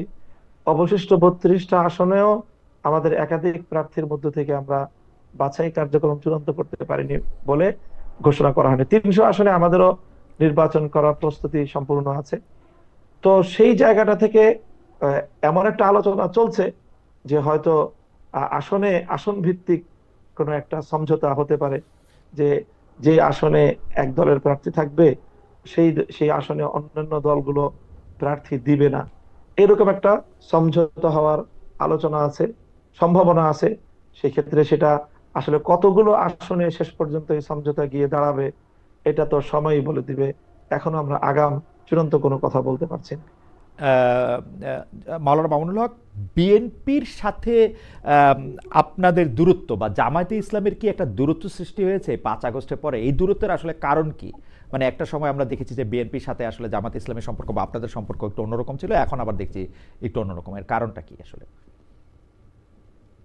বিএনপির সাথে ইসলামী বেশিরভাগ সংগঠনগুলোর একটা দূরত্বের বড় কারণ হলো যে সাধারণত আমরা যারা বাংলাদেশে ইসলামপন্থী রাজনীতি করি, আমাদের অতীতের স্বাধীনতা পরবর্তী সময়টায় সবসময় আমাদেরকে একটা রক্ষণাত্মক রাজনীতি করতে হয়েছে। অর্থাৎ নৌকা ঠেকাও, আওয়ামী লীগ চলে আসলে আমাদের উপর ব্যাপক ব্যাপক ক্র্যাকডাউন হবে, এই সকল আশঙ্কার জায়গা থেকে আমরা তখন বিএনপি এবং ধানের শীষকে নিজেদের জন্য নিরাপদ জায়গা মনে করে আমরা তখন একদিকে ঝুঁকে পড়তাম এবং ইসলামপন্থীরা ঝুঁকে পড়তো যে আমরা আলাদা ভাবে নির্বাচন করতে গেলে বিএনপির সাথে ভোট ভাগাভাগি হয়ে শেষ পর্যন্ত দেখা যাবে যে আওয়ামী লীগ এবং নৌকা এটা ক্ষমতায় চলে আসবে, পাশ করবে। তো সেই আশঙ্কার জায়গা এবার নেই। তো এবার না থাকার কারণে এখন বিএনপির যে নির্বাচনী ইশতেহার বা তাদের যে নির্বাচনী এজেন্ডা, সেখানে তো ইসলামকে কেন্দ্র করে খুব আমাদেরকে আশাবাদী করার মতো, আশ্বস্ত করার মতো তেমন কোনো এজেন্ডা নাই। যার কারণে এখন আমরা মনে করি তাহলে সেই ক্ষেত্রে আমরা কেন বা কোন যুক্তিতে আমরা এখন এই পরিস্থিতিতে বিএনপির সাথে নির্বাচন করব। এই জায়গাটা বড় ধরনের আমি মনে করি নতুন একটা সিচুয়েশন, যেটা বিগত সকল নির্বাচন থেকে একটা ভিন্নতা তৈরি করেছে। এই ভিন্নতার কারণেই মূলত এবার মনে হচ্ছে যে বিএনপির সাথে আমাদের এই দূরত্বের জায়গা। আপনার 5 মিনিটের 3 মিনিট আছে। আমার দুটি শেষ প্রশ্ন। একটি প্রশ্ন হচ্ছে এনসিপি যে নতুন রাজনৈতিক দল, তাদের আপনি আসলে কিভাবে মূল্যায়ন করেন? আর শেষ প্রশ্নটি অবশ্যই বর্তমান সরকারকে নিয়ে, এনসিপির কথা যদি বলেন আমাদের 1 মিনিটে। এনসিপি সম্পর্কে আমার মূল্যায়ন হলো যে এনসিপির আগমনের মধ্য দিয়ে বাংলাদেশের রাজনীতিতে একটা দারুণ সম্ভাবনার দুয়ার খুলেছে। সেটা হলো আওয়ামী লীগ এবং বিএনপি যে রাজনীতি করে সেই রাজনীতিতে মেধাভিত্তিক তারুণ্যের কোনো অংশগ্রহণ নেই, বরং তার সম্পূর্ণ একটা পেশিশক্তি নির্ভর এবং কালো টাকা নির্ভর এক ধরনের দুর্বৃত্তায়নের রাজনীতির মধ্যেই আমাদের বাংলাদেশের রাজনীতি চলে গিয়েছে। সেই জায়গাটা থেকে এনসিপির মাধ্যমে তরুণ, মেধাবী, সম্ভাবনাময় দেশের জন্য একটা নতুন সম্ভাবনা নিয়ে তারা রাজনীতিতে এসেছে। আমি এই জন্য তাদেরকে স্বাগত জানাই এবং আমি মনে করি তাদের এই পথে স্ট্রাগল করা দরকার, এই পথে তাদের অটল থাকা উচিত। সহসাই এতে তাদের রাজনৈতিকভাবে বড় কোনো প্রাপ্তি না থাকলেও তারা যদি দৃঢ়তার সাথে পথ চলতে পারে তাহলে তাদের দলেরও বিকাশ ঘটবে এবং এই নতুন যে সম্ভাবনা তৈরি হয়েছে এই সম্ভাবনাটাও এর চাপে পড়ে আওয়ামী লীগ এবং বিএনপিকেও বা বিএনপির মতো বড় বড় রাজনৈতিক দলগুলোকেও এই পেশি শক্তি এবং টাকার শক্তি থেকে বের হয়ে এসে যোগ্যতা এবং মেধার দিকে তাদেরকে ধাবিত। আপনাদের সাথে জোট হওয়ার কোনো সম্ভাবনা আছে কিনা, কোনো কথাবার্তা চলছে কিনা? আমরা মনে করি যে এনসিপির যে রাজনৈতিক যে মিশন, তারা যে জুলাই সনদের যে স্পিরিটকে তারা ধারণ করে, সেই জায়গা থেকে কোনো না কোনো এক জায়গায় আমাদের সাথে একটা বোঝাপড়া হওয়া ছাড়া এনসিপিরও কোনো মানে আমি মনে করি তাদের রাজনৈতিক যে মিশন সেটা বাস্তবায়নের কোনো সুযোগ নেই। আমরা জুলাই সনদকে, জুলাই স্পিরিটকেই আগামীর বাংলাদেশে বাস্তবায়ন করার প্রতিজ্ঞা নিয়ে আমরা রাজনীতি করতেছি। এনসিপি তো এটা অস্তিত্বের প্রশ্ন। ওকে, এনসিপির অস্তিত্ব প্রশ্ন। আমার শেষ প্রশ্ন, আপনার মানে আপনি আসলে নির্ধারিত সময়ের চেয়ে আরেকটু বেশি সময় দিয়েছেন। আপনি ডক্টর মোহাম্মদ ইউনূসের এই যে সরকার 5ই আগস্টের পরে 8ই আগস্ট গঠিত হওয়ার পরে এখন পর্যন্ত আজকে একটি ভাষণও দেওয়া হলো, আপনি কিভাবে মূল্যায়ন করেন তাদের, মানে তারা ঠিক কাজ করেছে, ঠিক পথে ছিল, ভালো কাজ করেছে, খারাপ করেছে? আপনি যদি একটু নম্বরও দেন। আমি মনে করি যে যথেষ্ট দুর্বল একটা সরকার, দুর্বল সরকার হওয়া, হ্যাঁ, দুর্বল সরকার হওয়ার কারণে নতজানু একটা সঠিক সেই সম্ভাবনাটাকে কাজে লাগাতে পারে নাই। কারণ এই সরকারের মধ্যে রাজনীতিবিদ এর সংকট রয়েছে। বিভিন্ন এনজিও নির্ভর সরকার যেটাকে বলা হয়েছে, এই সরকার জুলাই চেতনাকে যথাযথভাবে তারা বাস্তবায়ন করতে আরো অনেকেই আগেই সক্ষম হতো যদি তারা আরেকটু দৃঢ় হতো। এটাই তাদের ব্যাপারে আমার সর্বশেষ মূল্যায়ন। জনাব মামুনুল হক, আপনাকে অনেক ধন্যবাদ। মাওলানা মামুনুল হক আমাদের সঙ্গে ছিলেন, অনেকগুলি প্রশ্নের জবাব দিয়েছেন। তিনি তার নির্ধারিত সময়ের বাইরেও তিনি 9টা থেকে 10টা পর্যন্ত থাকতে চেয়েছিলেন। আমরা